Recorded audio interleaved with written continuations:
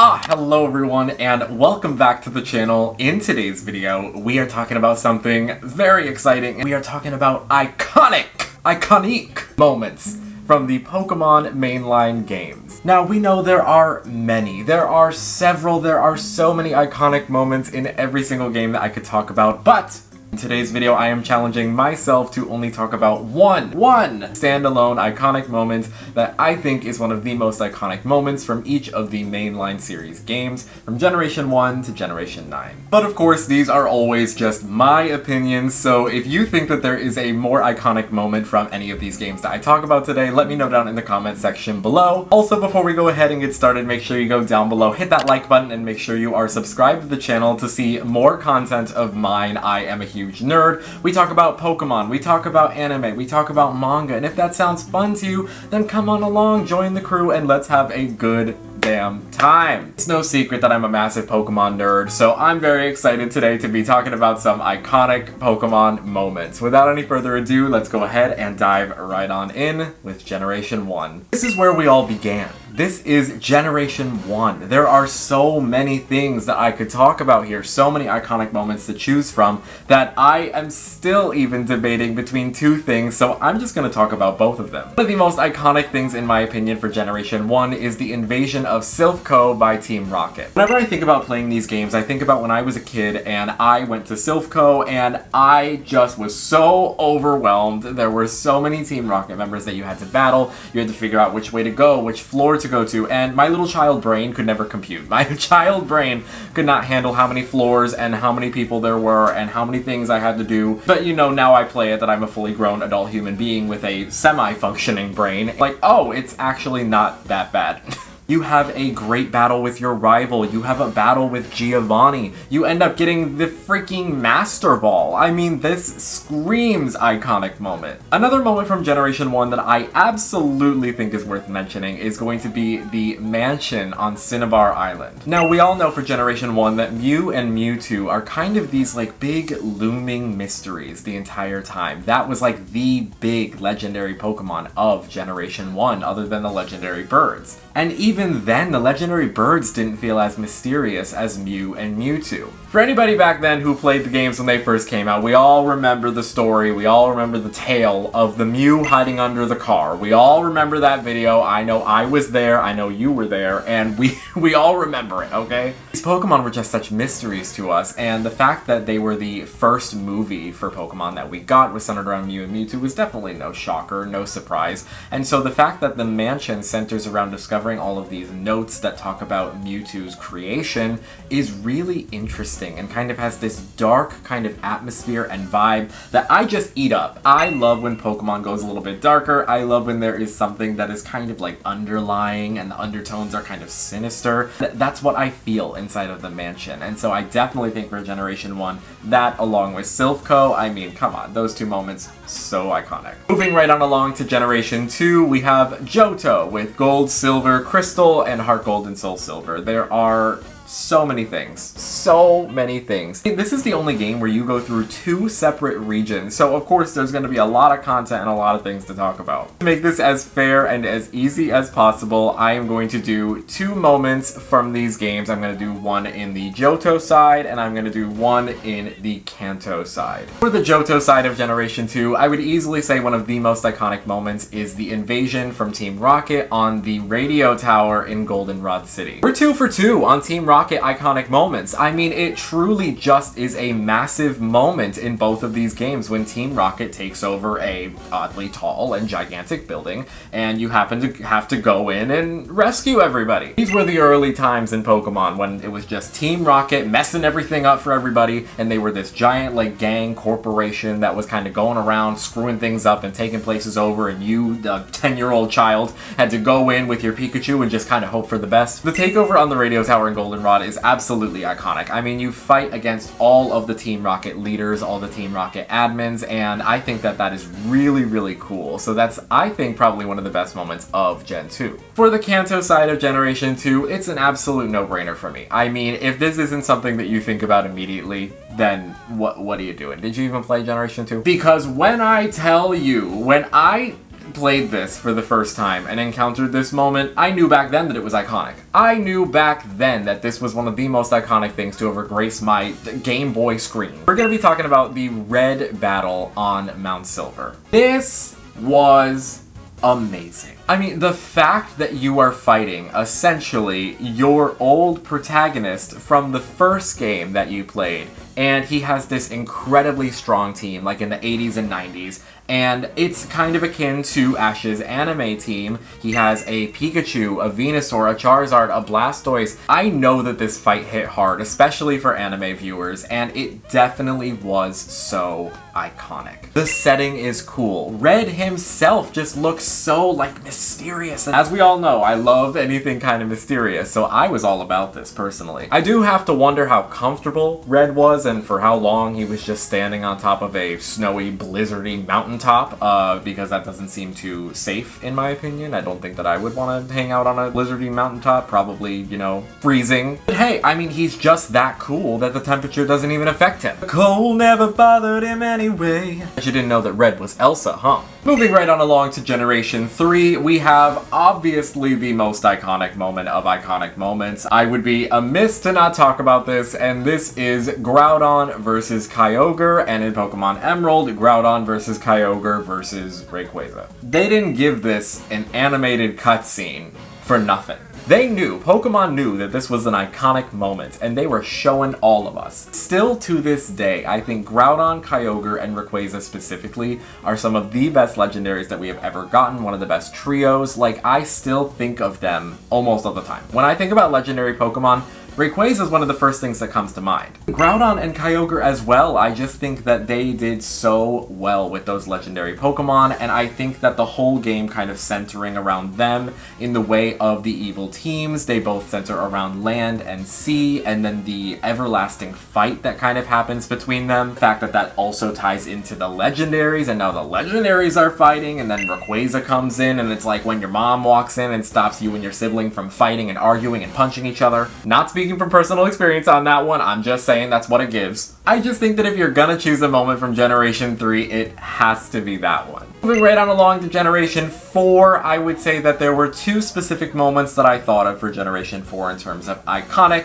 I'll talk about my honorary mention, and that is the Valley Windworks. The Valley Windworks, I know, is kind of minor in the scale of things to talk about, but when I was thinking about iconic moments that I remember from each of these games, for some reason, Diamond and Pearl, whenever I think about playing those games, I always think about the Valley Windworks for some reason. I think it's just iconic because it's one of the first big moments of Team Galactic that you really get to encounter, but also it's kind of fun. You have the little girl who wants her dad back, and then at the end she just tells him that he smells bad. We get our first meeting of one of the Team Galactic admins. We get to battle her Perugly, which destroys me every single time. There's also the Drifloon that waits out front of the Valley Windworks, which as a kid I thought was amazing, and I was always waiting around for Friday, at least I think it was Friday. I was always just waiting around, waiting for the Drifloon to come out, so Valley Windworks to me, in my personal opinion, was something that was memorable, but it is not the moment that I'm going to go with for Generation 4. For Gen 4, I think obviously one of the most iconic moments that people think about is all of the events on the Spear Pillar. Specifically, I would like to talk about in Pokemon Platinum entering the Distortion World. Entering the Distortion World for the first time when Pokemon Platinum came out was such a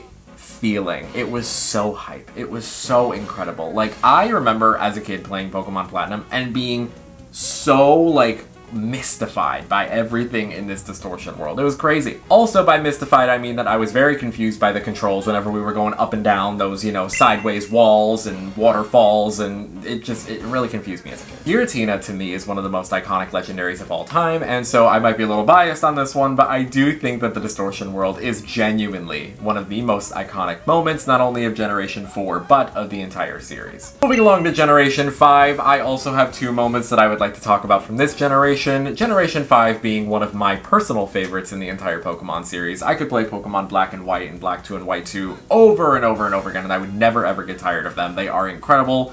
perfect, amazing games to me, in my opinion. I know that not everybody loves Gen 5, but I am a Generation 5 lover, so I may be a little biased, but I think that there are some iconic moments. Several, even. Before I go into the big iconic moment, I think one of the smaller iconic moments of Generation 5 would definitely have to be the Ferris wheel date with N in Nimbasa City. Y'all, we all think about this scene. Whether it's for we think N is hot, whether we think that it's just a good character moment for him, or we just like Ferris wheels. I don't know. Like, everybody can find something to like in this scene. This scene is for everyone. This scene is all-inclusive. Everybody can find something to like about this scene. It's just iconic, and that's what we're talking about today. If you haven't guessed from the 10,000 times I've said iconic. Challenge for this video at home. Take a drink every time I say iconic. And by take a drink, I mean take a drink of your water, because you gotta stay hydrated, and that's important in these hot summer months. I know that I am sweating in this sweatshirt right now in my apartment. But for this video, I needed to wear my favorite Pokemon sweatshirt, and I don't care how hot it is, because the fashion needed to be happening for this video, and so that's the sacrifice that I was willing to make. But the bigger iconic moment from Generation 5 comes from the original first Black and White, and that would be the invasion of the Pokemon League by Team Plasma. I mention this moment not only because it's big in the games, but also big in the manga. I know that this is a very large moment where the gym leaders all come in,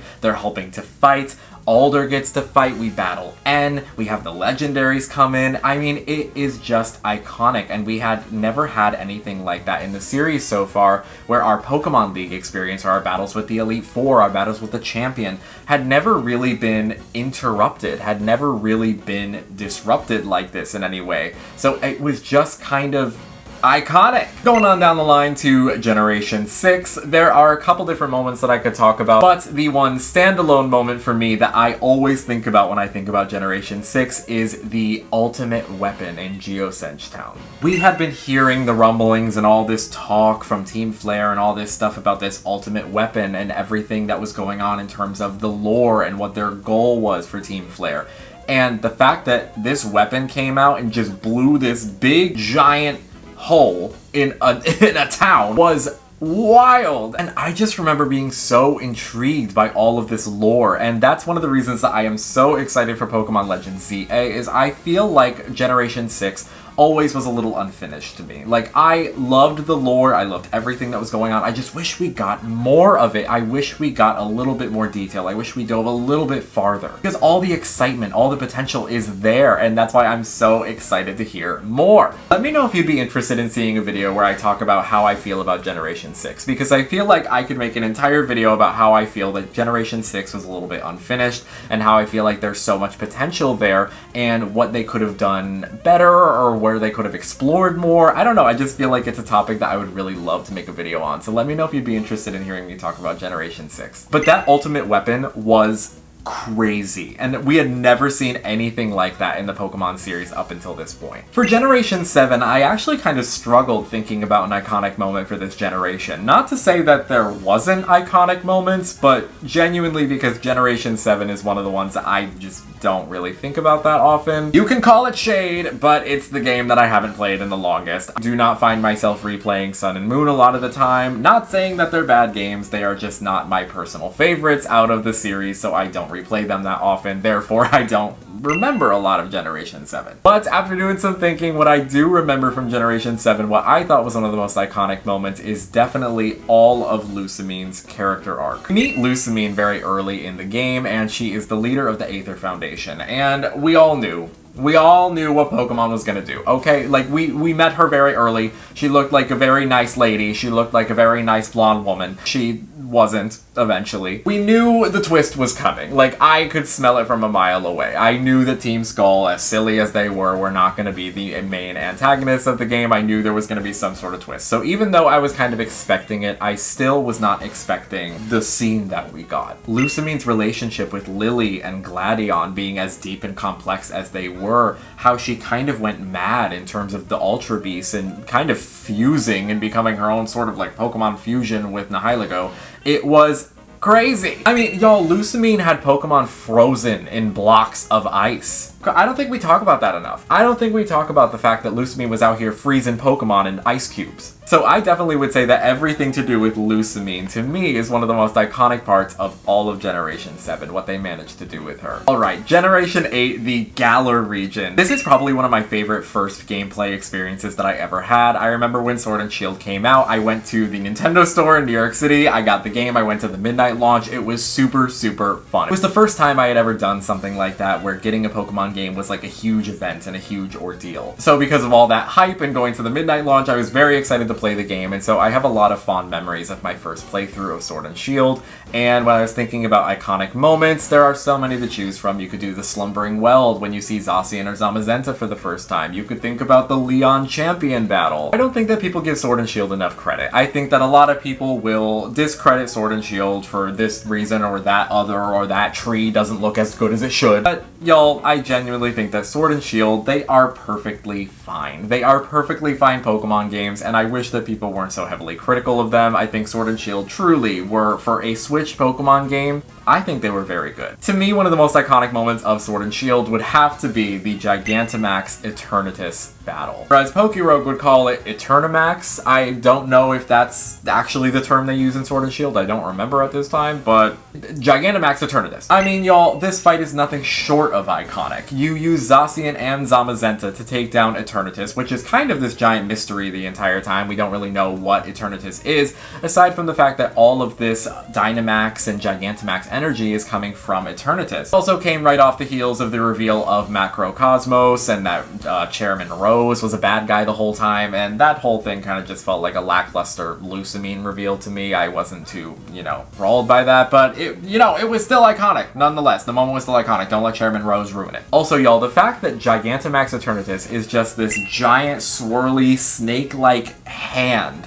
coming down from the sky is freaking terrifying. You cannot tell me that Eternatus is not one of the scariest Pokemon to ever exist looking like that. Looking like a whole master hand coming down from the sky. Looking like one of those grabby hands from Zelda in the Forest Temple that come down and snatch you on up and you're scarred for the rest of your childhood life. Eternatus, you will forever be iconic for that. And finally, we have our latest game in the series at the time of me making this video, Generation 9, Scarlet and Violet. Now, this is another game that people give a lot of flack for. People give Scarlet and Violet such a hard time, but y'all, let's not mince words. This game had several iconic moments, that being the storyline. The storyline of Scarlet and Violet is probably one of the best that we have ever gotten in any Pokemon game, point blank period. I mean, the characters, Penny, Nimona, Arven, iconic within themselves. And so you already know what I'm going to talk about, and that is going to be all of the Area Zero activity. Area Zero, easily, probably in one of my top 5 most iconic moments of any Pokemon game. Any Pokemon game I've ever played. Any single one. Probably top 5. Probably top 3. Now that I'm thinking about it, Area Zero was so good. The music's incredible. It looks incredible. The introduction of Paradox Pokemon, I mean, y'all, Area Zero, we need to give it more credit. We need to give it more credit because it's so good. Also, the giant reveal of Sada and Turo being alive in the AI form and them being the final battle and the final villain of the game was so amazing. That battle was iconic. It was creepy and scary. It was crazy and wild and trying to shut down the time machine at the same time of having this huge battle against all of the Paradox Pokemon that we just saw for the first time. Everything relating to Area Zero was nothing short of iconic. And there you have it. We talked about iconic moments from all of the Pokemon mainline games from Generation 1 to Generation 9. If you enjoyed today's video, make sure you go down below, hit the like button, and remember to subscribe to the channel if you would like to see more videos like this. I'm talking about a lot of Pokemon stuff lately because I think I just can't control myself.